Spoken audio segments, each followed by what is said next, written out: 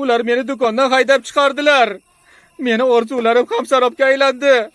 Nega buni hisobga olmadim, ha? Endi nima bo'ladi? Endi nima qilaman? Hammasiga Suhayb aybdor. Suhayb ochko'zlik qildim. Ochko'zlik. Iltimos o'tiring, biroz o'ylab olaylik. O'tiraymi? Tinchlanaymi? Xavotir olma. Ertadan boshlab hammamiz birga o'tiramiz. Ahmad do'konini sotib yuborsa, Bag'dod ko'chalaridagi chang zarralarini sanashdan boshqa ishimiz qolmaydi. Xotinlarga o'xshab baqir-chaqir qilaverma. Tinchgina o'ylab olishimga qo'yib ber. O'ylab olay? Nimani o'ylaysiz, ona? Har gal siz biror narsani o'ylasangiz, boshim falokatdan chiqmaydi. Ayollarning gapiga kirganimga shunday jazolandim o'zi. Ahmad do'konni sotish niyati yo'q. Ortiq u do'konda ishlay olmayman. U hatto ijara pulini to'lamasam ham meni haydayotgani yo'q edi. Bir necha oyning ijara pulini bermadim, ona. Endi holimizga bir qarang. Unga rahmat deyish o'rniga shunday qildik. Hammasi sizni deb bo'ldi. Nega Ahmadga pullarni bermay, o'zingiz yig'ib yuraverasiz, a? Nima deyapsan, Salma? Xato qilgan bir menmi? Kim Ahmadning do'koni haqidagilarni rejalashtirgandi? Darrov esingdan chiqdimi deyman, ha? Gapir, esingdan chiqdimi? Ikkalangiz ham bo'ldi qiling, tinchgina o'ylab olay. Endi o'ylaganingiz bilan foydasi yo'q. Hammamiz makruh hiyla qilganimiz uchun shu jazoga loyiqmiz.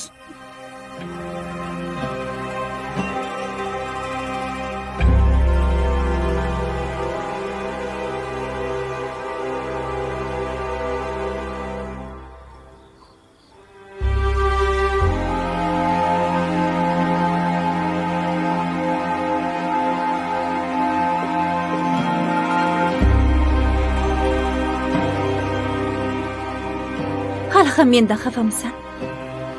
Xafa bo'lgandim. O'z onangdan xafa bo'lasanmi? Xudo saqlasin, onajon. Lekin siz Amir va oilasining hiylasiga uchib, bizni ahmoq qilayotganlarini bilmay qoldingiz. Men do'konni ijaraga berishdan ko'ra sotish bizlar uchun foydaliroq debman. Lekin nima qilish kerakligini o'zing yaxshi bilasan. Otangni do'koni, seni do'koning. Rahmat, onajon. Mening ega bo'lganlarim siznikidir. O'zing nimani ma'qul ko'rsang shuni tanlab olam.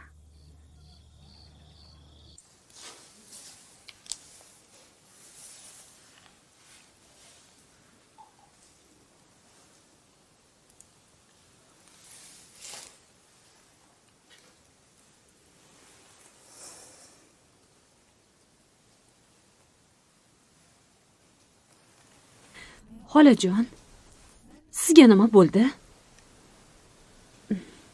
Mendan nimalar yashiryapsiz? Sendan nimani ham yashirardim, qizim. Alloh haqqi ayting, Muhammaddan xabar bormi? Robbisi unga g'amxo'rlik qiladi. Inshaalloh u salomat bezovta bo'lma. Uni o'ylab xavotirlanaverma. Uni o'ylab siqilayotganingizni ko'rib, qanday qilib xavotir olmayman? Axir, xolajon, men sizning qizingiz Muhammadni zavjasiman-ku. Sendan xavotirdaman, qizim. Sen ham siqilaverma.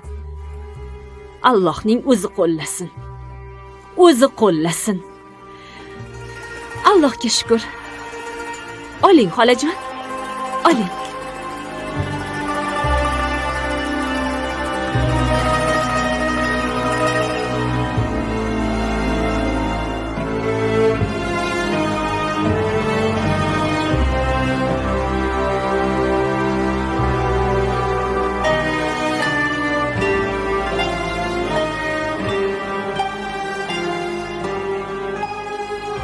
Ular mendan xavotir olayotgan bo'lsalar kerak. Mo'minlar amirining iznisiz ularni ko'rgani bora olmayman. Ahlimga odam yuborib o'zim haqimda xabar berishim, ularni xotirjam qilishim zarur. Oilam sog'inchi meni judayam qiynab yubordi.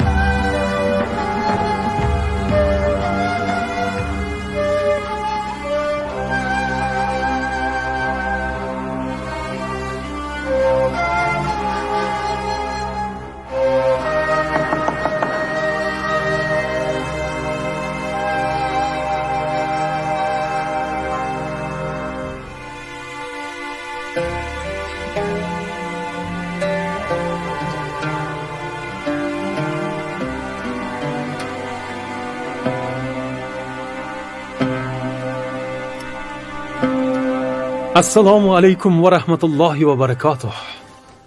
Va alaykum assalom va rahmatullohi va barakatuh. Keling marhamat, Bag'dodning qozilar qozisi Muhammad ibn Hasan ash-Shayboniy xush kelibsiz. Xush ko'rdik Shofiy, xush ko'rdik. Sizni bir ko'rib ketay degandim. Tashrifingizdan boshimiz ko'kka yetdi. Ko'rib xursand bo'ldim. Qani marhamat qiling. Qachongacha hojaning nazaridan chetda yurasan, Ibn Robiy? Xalifalik ishlarida barmakiylarning haddan oshishlari qachongacha davom etadi? Bilmayman, malikam. Mo'minlar amiri bilan barmakiylar masalasida hech kim gaplasha olmaydi. Mo'minlar amiri ular haqida aytilgan birorta ham gapga ishonmaydilar. Mo'minlar amiri aqlli, donolik bilan ish ko'radilar. Hukumat ishlari va vorislik masalasiga hech kimni aralashtirmaydilar. Hammasi Harun ar-Rashidning qo'l ostida. Ammo barmakiylar o'z maqsadlariga erishdilar. Ularning tarafdorlari kundan kun ko'payib boryapti.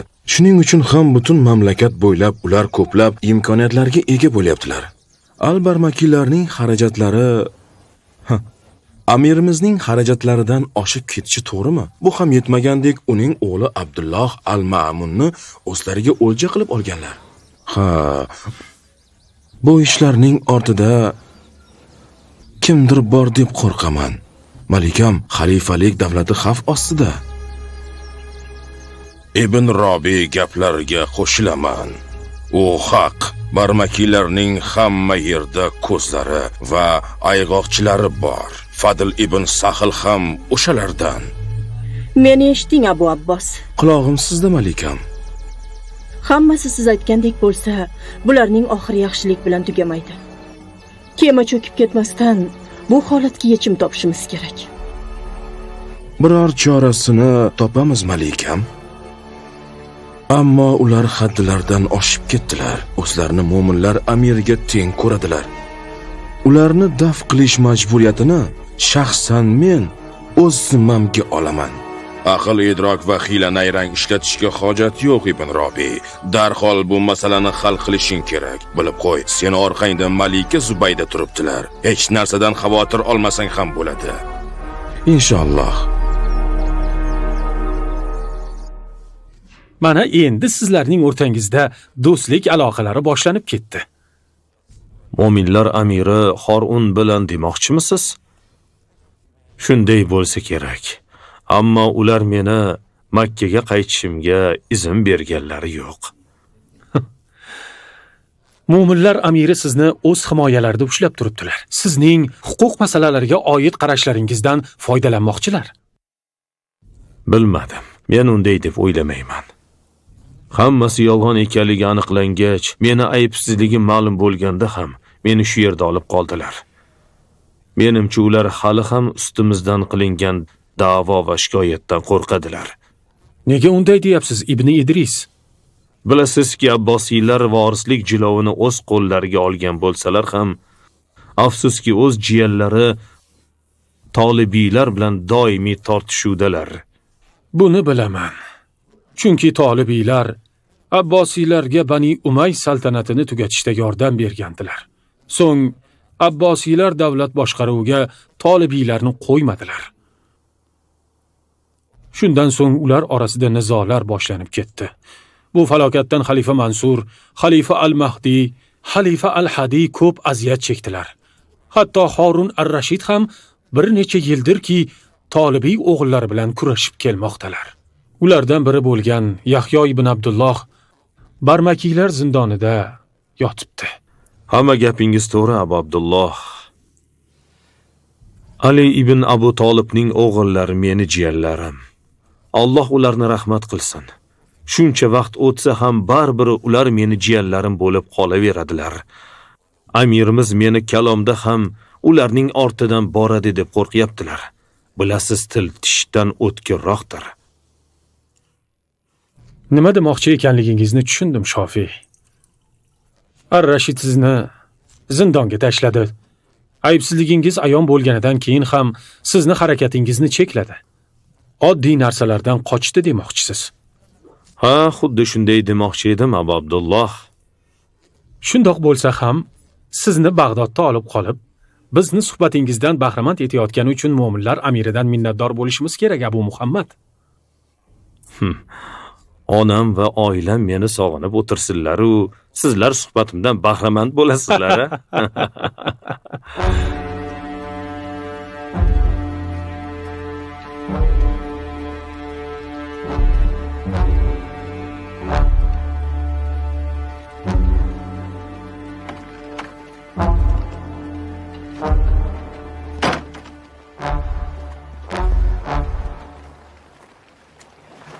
Assalomu alaykum, Ahmad. Va alaykum assalom xolajon. Yaxshimisiz?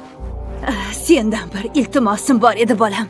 Xo'p, xolajon, xo'p. Yuring, uyga kiramiz. Qo'limdan kelgancha yordam beraman.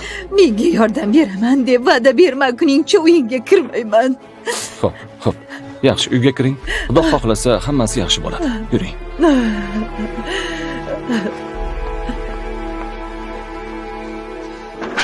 Oy, Hey, nima bo'lyapti o'zi? Ko'r bo'lib qoldingizmi? nega jim bo'lmaysan a? Ovozingni o'chir.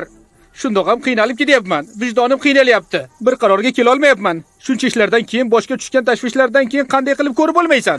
Mayli, Amir, xohlaganingizcha tashvishlaning. Faqat o'tirib olsangiz bas. Men ham ishlarimni qilib olay. Nega ovozingni o'chirib, meni o'z holimga qo'ymaysan a? Kechadan beri shu ahvoldasiz. Xo'p. Siz bezovta bo'lmang deb jim bo'la qolay. Ammo aytingchi, agar siz do'kondan ketgan bo'lsangiz, osmon uzilib yerga tusharmidi? Salma, xotinjon. Onam nima qildilar ekan a? Oyingizni qo'lidan biror ish keladi deb o'ylaysizmi? Birdan bir qilgan yaxshi ishi bu meni sizga olib berganlari, Erjon. Ye. Ana. Onam keldi.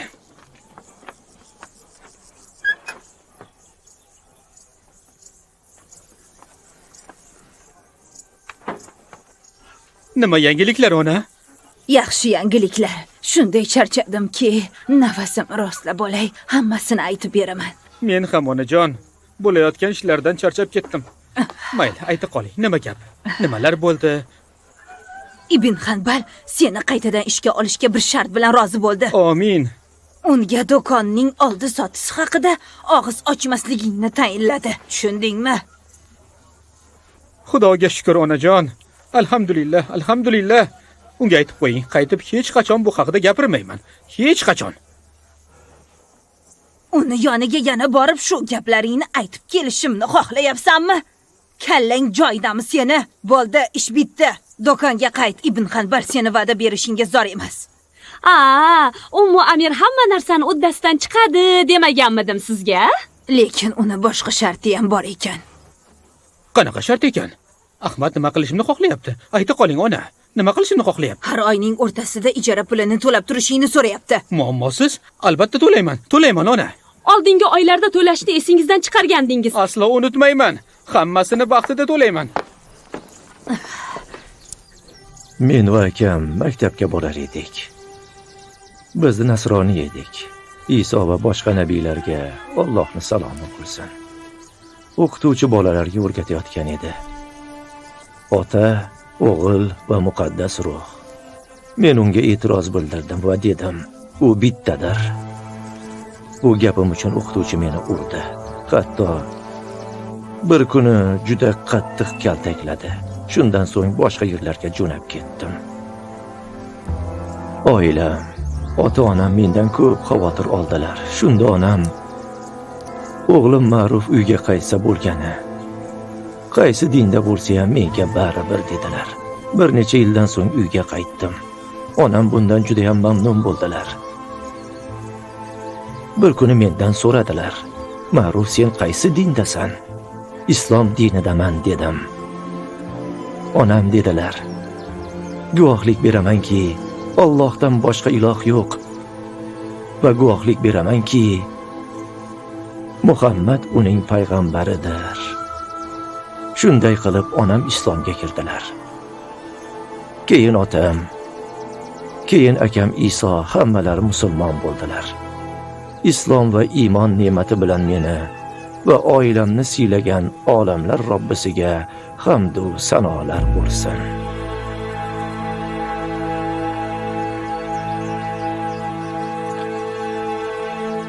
Nega shu mahalda uxlab yotibsiz, onajon? Nima bo'ldi? Ona? Onajon. Umomir? Onajonim? Men Amirman, o'g'lingizman. Sizga nima bo'ldi, ona?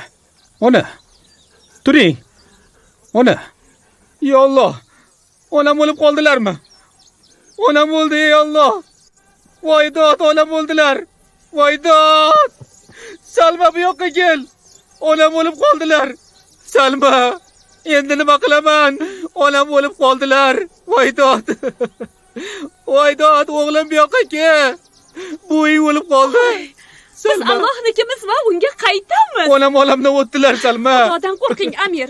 Nega ayollarga o'xshab dod faryod qilasiz? Uning o'limi o'ziga ham boshqalarga ham yaxshi. Shuncha yashagani ham yetar. Axir u 100 yoshga yetib qolgandi, Amir.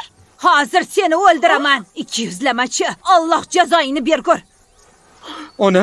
Ona jonim, Xudoga shukr tirik ekansiz. Salma, onam o'lmagan ekanlar. O'lmagan ekanlar. Seni tentak xotining o'lmasdan avval o'lmayman. Ilon o'lmaydi, ammo o'ldiradi. Amir, battar bo'ling. Ha. Hay qassobning qizi zahartining o'zingni boshingni yesin. Alhamdulillah, o'lib qolmabsiz, Xudoga shukr. Juda ham qo'rqib ketdim, onajon. Rostdan ham tirikmisiz? Onajonim, rostdan ham tirikmisiz o'zi? Ha? Agar seni dod faryod qilayotganingni eshitmaganimda, seni ham xotiningga o'xshab o'limimdan xursand bo'lding deb o'ylardim. Sen bilan gaplashib turgan bo'lsam, qanaqasiga tirik bo'lmay ahmoq bola. Ha, to'g'ri. Men bilan gaplashyapsiz. Gapirayotgan o'lim dahshati bo'lsa-chi? O'lim dahshati? Ha, bor yo'qol bu yerdan yaramas. Alloh jazoingni bergur. Asoyingiz, ona. Qorangni o'chir bu yerdan. Alloh seni ham xotiningni ham jazoingni bersin. Malik Savvon ibn Sulaymondan, u esa Ato ibn Yasindan, u Abu Said al-Xudriydan rivoyat qiladilar. Rasululloh sallallohu alayhi va sallam dedilar: Juma kuni g'usl qilmoq har bir balog'at yoshiga yetgan kishiga vojibdir. Bu yerda g'usl qilishda ikki xil ma'no bor. Uning ko'rinib turgan ma'nosi bu g'uslning vojibligi. Xuddi junub holatingizda tahoratning o'zi yetarli bo'lmaganidek, juma namoziga ham g'usldan tashqari tahoratning o'zi yetarli emas. Poklik va axloq nuqtai nazaridan g'usl vojibdir. Alloh yana ham bilguchiroqdir. Alloh seni pokizot deb yod qilurman, guvohlik beramanki sendan boshqa iloh yo'q. Senga istig'for aytaman va senga tavba qilaman. Endi menga ruxsat, men boray. Allohning panohida bo'ling. Allohning panohida bo'ling.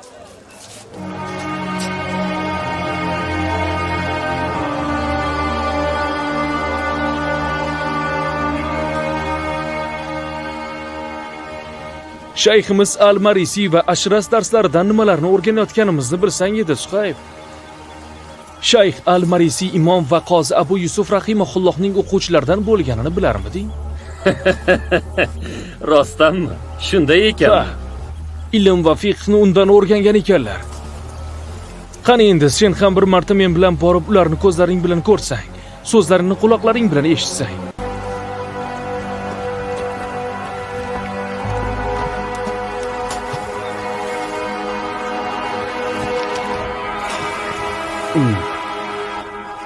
Do'stim bo'la turib, Mu'tazilalarga qo'shilishni taklif qilyapsanmi?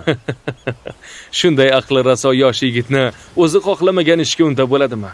Senga faqat o'z ko'zing bilan ko'rib fikr almashishni taklif qildim xolos. Inson hukm va qarorni o'z aqli bilan qabul qiladi. Axir donolik mo'minning soyasi emasmi? Ha, gapingga qo'shilaman. Donolik mo'minning ziynatidir. Din esa nasihatdir. Badr, men senga bu odamlardan uzoq yurishni maslahat beraman. Ular mo'minlar Amir Ar-Rashidga dushmandirlar.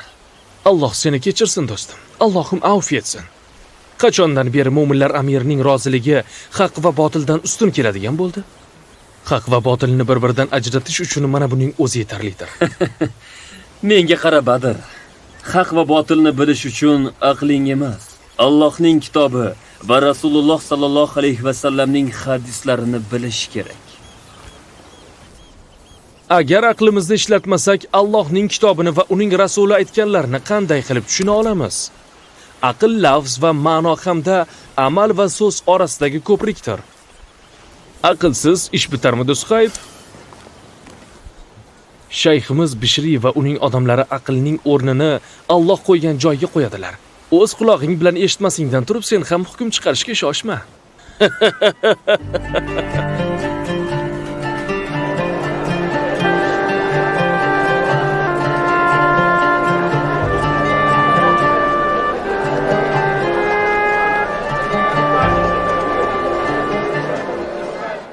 Assalomu alaykum birodar. Va alaykum assalom va rahmatulloh. Biroz avval odamlarga masjid yonida gapirganlaringizni eshitib qoldim. Sizning aytganlaringiz menga yoqdi. Alloh sizdan rozi bo'lsin. Menimcha siz faqih yoki shayxsiz, shundaymi? Alloh menga qozi Abu Yusuf rahimahullohning qo'lida tahsil olishni nasib etgan. Iroq xalqining imomimi? Xush kelibsiz, birodar. Menimcha siz Bag'dodlik emassiz. Ha, men Makka Mukarramadanman. Ismim Muhammad ibn Idris ash-Shofiy. Meni ismim Bashir al-Marisi. Siz bilan tanishganimdan xursandman. Yuring, meni uyimga boramiz. Suhbatimizni o'sha yerda davom ettiramiz. Sizni bezovta qilib qo'ymaymanmi? Bezovta qilmaysiz. Qani marhamat. Sizdan keyin. O'zimni faqih olimlardan ekanimni hammaga aytishni yoqtirmayman. Abu Yusuf rahimahullohning shogirdi ekaningizdan faxrlansangiz kerak.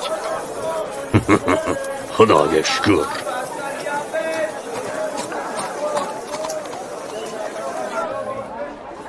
Bemahal kelib seni bezovta qilib qo'ygan bo'lsak, sendan uzr so'raymiz. Shu do'stim Badr sen bilan uchrashaman deb turib oldi. Siz bilan ko'rishish men uchun sharafdir, Abu Abdulloh. Senga Badr haqida aytgandim. U Alloh subhanahu va taoloni u kunda chiroyli yuzlar bor. O'z Robbiga nazar soluvchilar oyati haqida o'zgacha fikr bildirgandi. Ha. Badr o'sha yigitmi? Ilmga chanqoq ekani ko'rinib turibdi. Ilmga chanqoq, ammo o'sha kuni noto'g'ri gapirdi. Kim bilsin Muhammad. Balki vaqtlar o'tib u haq, biz esa nohaq bo'lib chiqarmiz. Nega? Men aytganlarimga shubhangiz bormi? Yo'q, aslo. Unday demoqchi emasdim, Ibn Nuh. Seni gaplaringga ishondim. Xush kelibsiz, birodarim Badr. Siz bilan tanishganimdan xursandman. O'ylaymanki, bu bizni so'nggi uchrashuvimiz emas. Xudo xohlasa, Abu Abdulloh.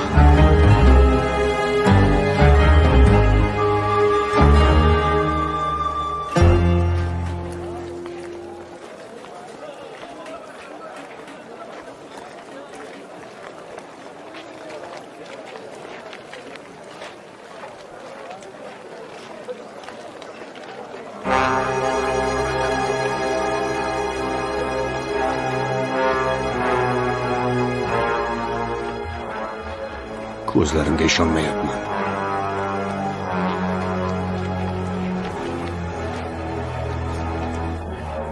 Xoris, bu ayol o'zi bilan nima olib ketdi? U haqida hammasini surishtir. Ahvolini, qayerda yashashini darhol bilib kel. Bo'la qol. Sizni o'zingizni yolg'iz qoldirib keta olmayman, hojam. Hech narsa bo'lmaydi, qo'rqma Xoris. Hoziroq bor, aytganlarimni qil. Bor. Xo'p, xo'p.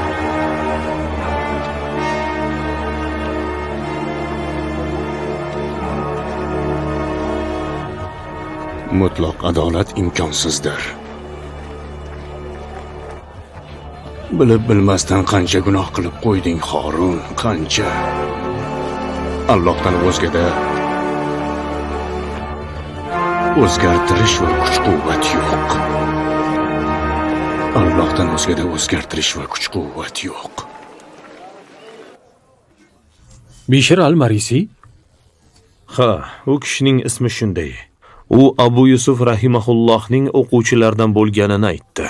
Abu Yusufni Alloh rahmat qilsin. Agar u senga yolg'on gapirmagan bo'lsa, demak u rostdan ham Abu Yusufning shogirdi bo'lgan. Marisi o'z shayxidan olgan bilimlarda qolgan bo'lsin, ilohim. Nega unday deyapsiz? Chunki Marisi Mu'tazila oqimining e'tiqodidan ta'sirlangan.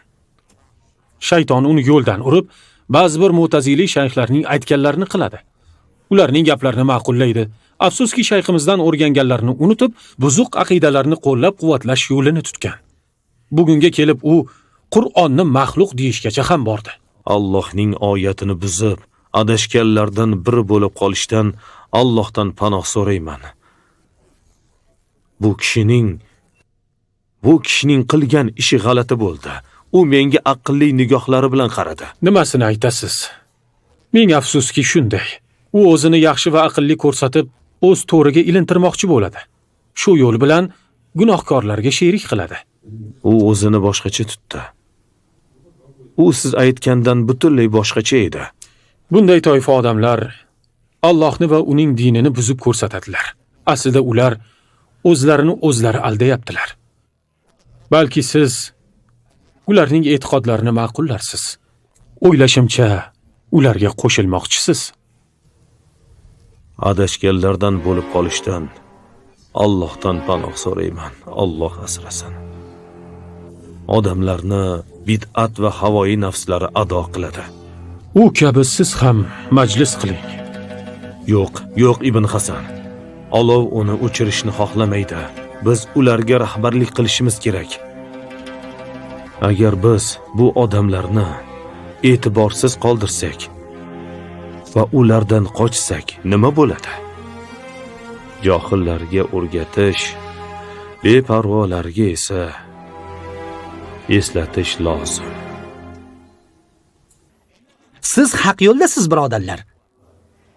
Ufqni to'ldirib, haqiqatni aytayotganlarga e'tibor bermang. Mo'min iymoni kuchli, Allohga ishongan bo'lishi kerak. Alloh uni imtihon qilishini biladi. Iymonimiz tufayli adolatsizlik ko'rayotganlarning birinchisimiz deb o'ylaysizlarmi? Yo'q, aslo unday emas, birodarlar. Biz mazlumlarning birinchisi emasmiz. Harun ham birinchi zolim emas. Ular bizdan oldin iymon keltirgan narsalari uchun haqsizlikka uchradilar. Birodarlar, lekin afsus chekmadilar. Allohga isyon qilmadilar. Assalomu alaykum va rahmatulloh. Va alaykum assalom va rahmatullohi va barakatuh. O'tiringlar. Biroz kech keldingizmi, Marisi? Men bugun shunday inson uchratdimki, unga o'xshash kishini ilgari ko'rmagandim. U Makka-i Mukarramadan ekan. Ismi Muhammad ibn Idris ash-Shofi'i Qurayshi. Hoshimiy ekan. U ham Harun kabi adashganlardan ekanmi? Yo'q, Ibn Ashras. U faqih, hofizi Qur'on, muhaddis, aql va farosatli ekan. Uni qayerda uchratib qoldingiz, Abu Abdurrahmon? Alloh o'zi bizni uchrashtirdi. Umid qilamanki, xuddi bizni haq yo'lga yo'llab qo'yganidek, uni ham to'g'ri yo'lga soladi. Bu biz uchun katta foyda bo'ladi. Demak, siz o'zingiz unga bizga qo'shilishini aytdingiz. Bu meni qo'limda bo'lganida edi. O'sha zakotiyoq aytgan bo'lardim. U kabilar bilganlaridan qolmaydilar. Shunday. Bundaylardan biron bir ish chiqishi qiyin. Mayli, harakat qilib ko'rsak bo'ladi. Bizdan nima ketdi? Unday bo'lsa, bu ishni sizga topshiramiz. Siz Allohning dini yo'lida bizning nomimizdan ish ko'rasiz. Xudo xohlasa, Ibn Ashras. Xudo xohlasa.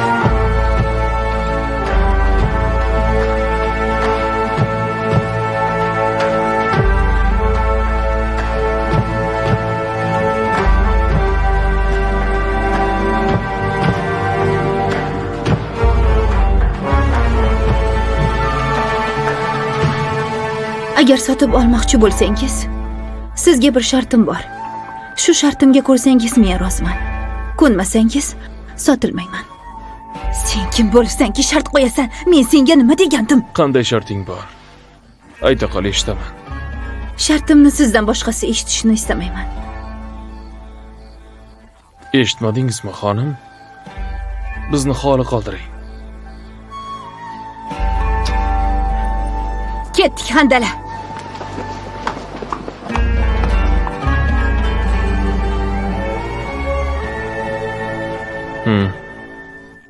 Endi o'zimiz qoldik. Gapir. Kasalmand singlingiz borligini eshitdim. Siz meni uning xizmatini qilish uchun sotib olyapsiz. Sizning uyingizga men faqatgina xizmatkor bo'laman. Undan ortiq emas. Men qul emasman. Siz bunga ishonmaysiz. Men sizni ishonishingizga zor emasman. Shartim shu. O'ylab ko'ring. Rozi bo'lsangiz qaytib keling, bo'lmasa kelmang.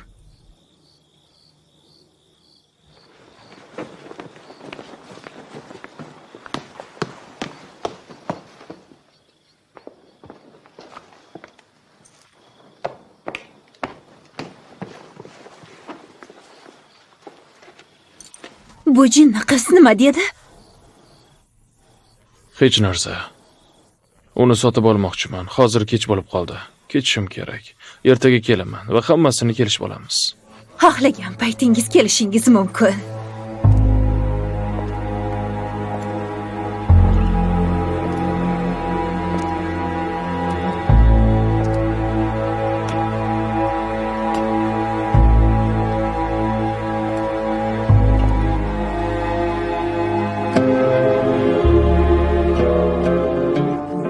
Orun xalifalik kursisiga o'tirishga haqlimi o'zi?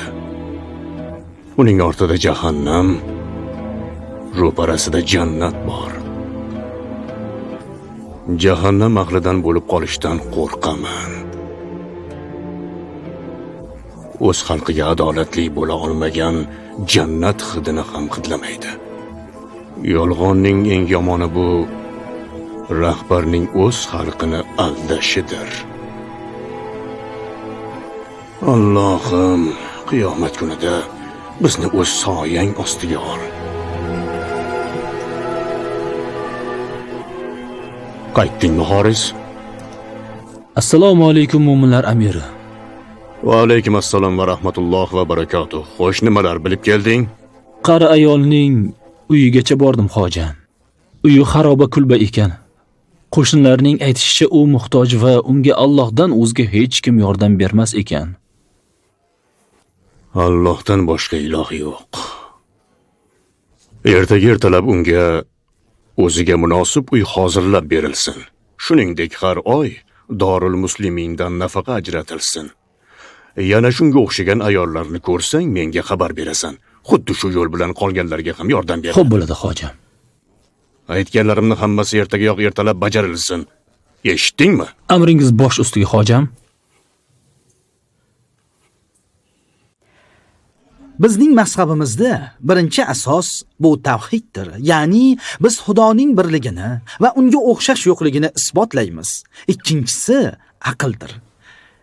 Ya'ni Allohning hukmlarini aql va hikmat ila qiyos qilamiz. Zero aql mustaqil fikrdir. Yaxshi va yomonni ajrata oladi.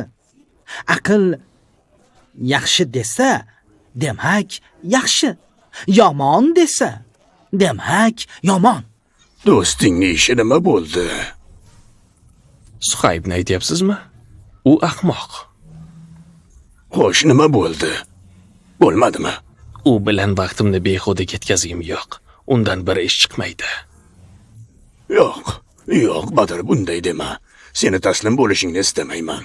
Agar biz har bir odamni shunday qo'ldan chiqaraversak, ular adashganlardan bo'lib qolib ketaveradilar.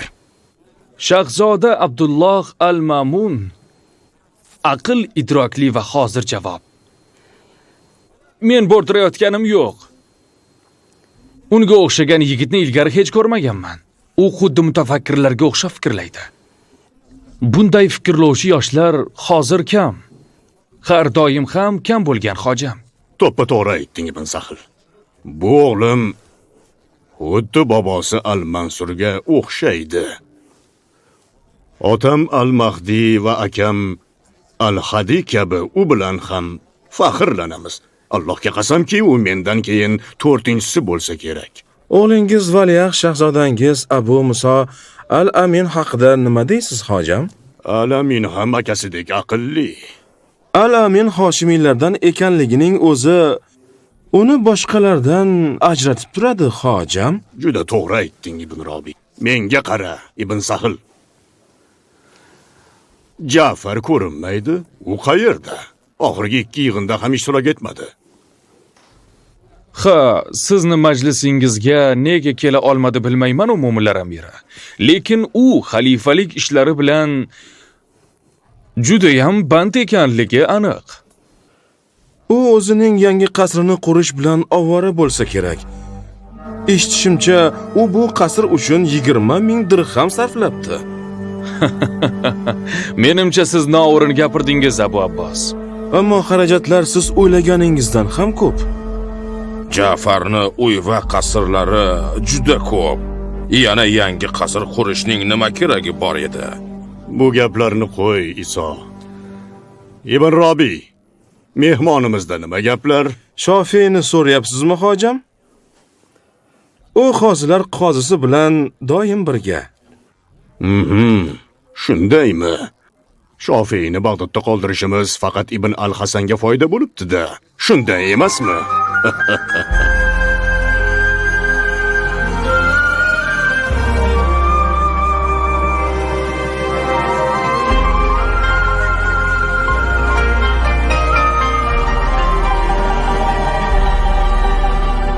Alloh jazoingni bersin, ko'zimga ko'rinma dedim senga. Sizni gaplaringizni parvo qilmayman. Tushundingizmi? Kalitlarni topdingmi, Salma? Allohning o'zi seni bu yerdan daf qilsin. Kalitlarni ko'rmadingizmi? Alloh duolarimni ijobat etmasin. Kalit kerak. Seni turqingni ertalab ham, kechasi ham ko'rmasam edi.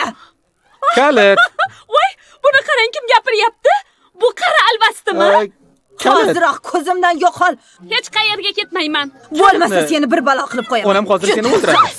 Mana senga. Kemas qiz. Onajon, nima qilyapsiz? O'g'limga seni olib bergandan ko'ra o'lsam bo'lmasmidi? Bas qiling. Mana senga. Obbo. Bu ham kam senga. Shoshmay tur. Juda jonim. Bilganingizni qiling. Tegding. Favz. Senga ovqat olib keldim. Qani olib ye. Bulardan yeb o'zingga kelib olishing kerak. Seni sotib olishga kelgan kishi seni bu holatda ko'rsa, seni olishdan aynib qoladi. Ol, ye. Nima bo'ldi o'zi? O'sha kishi ketgandan beri jimsan. Nima haqida gaplashdinglar? Menga ham aytib ber.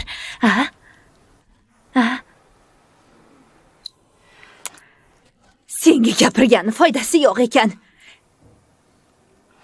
Sendan qachon qutular ekanman a?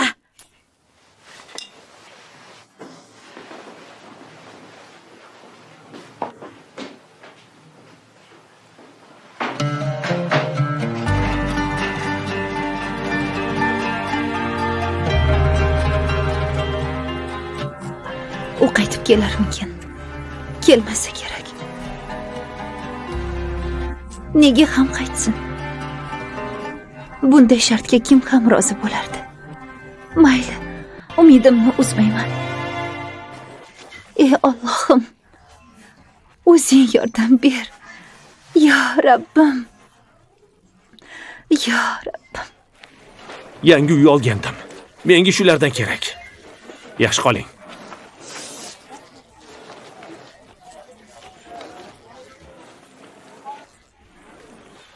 To'xta.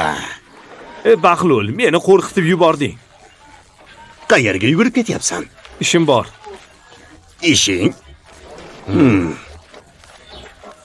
Albatta Alloh va uning rasuli amalingizni ko'radir. So'ngra g'aybni va shahodatni bilguvchi zotga qaytarilasizlar. Ba'z u sizga qilib yurgan amalingizning xabarini beradir. Xo'sh.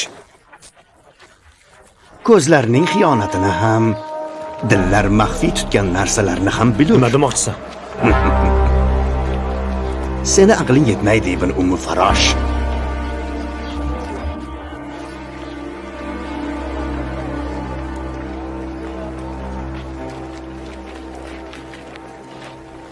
Menga ko'p narsa yetishmayapti.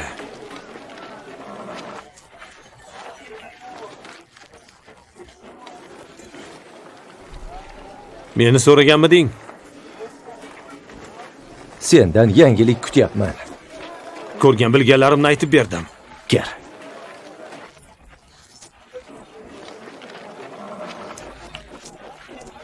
Menga qara.